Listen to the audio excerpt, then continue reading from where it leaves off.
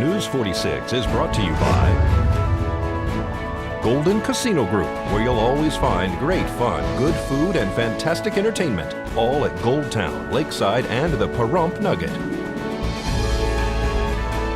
News is also brought to you by J.K. Nelson Law. Call 727-9900 today for your free consultation. If you need a lawyer, you need Nelson.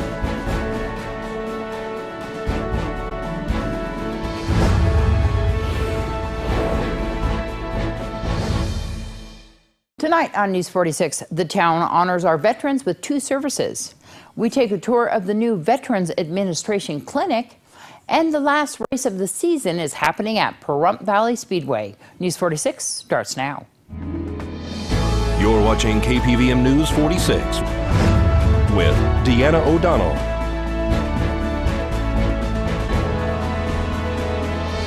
News 46, local coverage you can count on.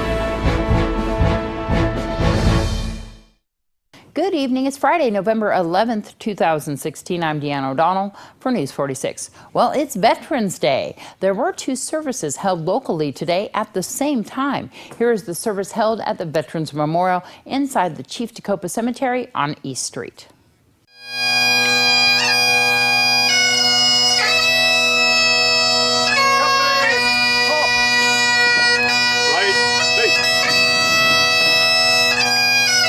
The Veterans Memorial Board held a Veterans Day event inside the Chief Tecopa Cemetery this morning on East Street with the MC, Colonel Patrick Neri, organized by the Colonel as well as Jose Tejas and the rest of the Veterans Memorial Board. An Air Force flyover was originally scheduled, however, that was replaced by Mercy Air doing a flyover and an RC plane. The invocation was read by Pastor Ron Fairbairn. It included speakers from County Commissioners Frank Carboni, Butch Boraski, and Assemblyman James Oscarson, followed by a dog tag ceremony and a wreath ceremony. The Pahrump Valley High School JROTC cadets did brief speeches about each conflict. Welcome to the Korean War Monument. The conflict started in June 15, 1950, when 75,000 North Koreans marched across the 38th parallel looking to impose communism upon South Korea. Basic uniforms that were worn by U.S. airmen during the conflict. The other is a desert camouflage battle dress uniform. This is a jumpsuit. Specifically, it was worn by my father during the conflict. He was an assistant fire chief at Camp Slayer in Baghdad, Iraq.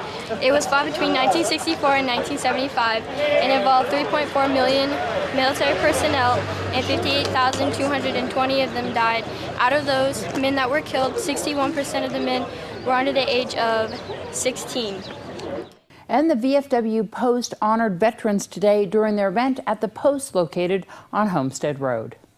Turnout, most of the people here are veterans of wars, foreign wars. We do have some that don't belong to the VFW, they belong to the American Legion, Marine Corps League, and places like that. And gives an opportunity for all the comrades to get together and sort of think about, places we've been and things we've seen. While the horrors of the battlefield may not have been our experience, we lived with the terrifying loneliness created to answer an aggressor's challenge. And this continues even as I speak. In waging war, we have moved forward with a unity of purpose, which has made us strong, forgetting pettiness, egotism, and pride. Our hearts beat in tune with those of other nations, fighting for freedom and the dignity and opportunity of mankind. It is our constant purpose in quest for an honorable world peace. There is need for unity of purpose if we truly are to move forward and toward a brighter tomorrow. Thank you. Sometimes I wish, and I think I would have been better off with my comrades in the grave with no more aches and no pains. I've been under the weather since 2013, but I'm still going on.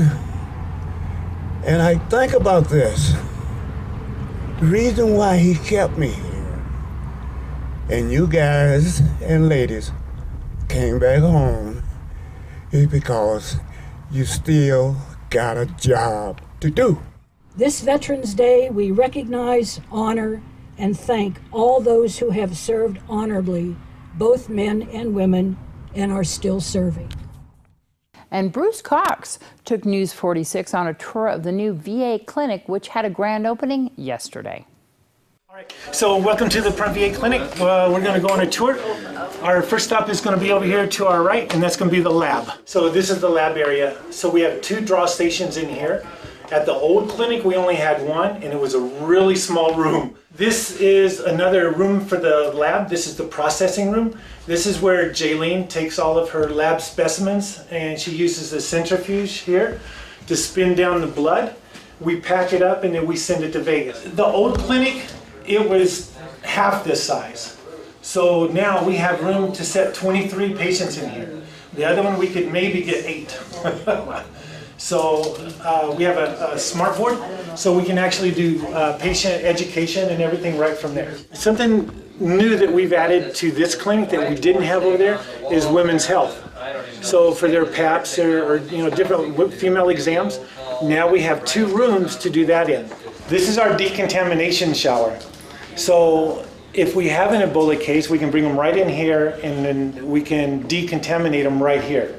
There's a biohazard here to the a storage here. So this decontamination shower, it has its own containment.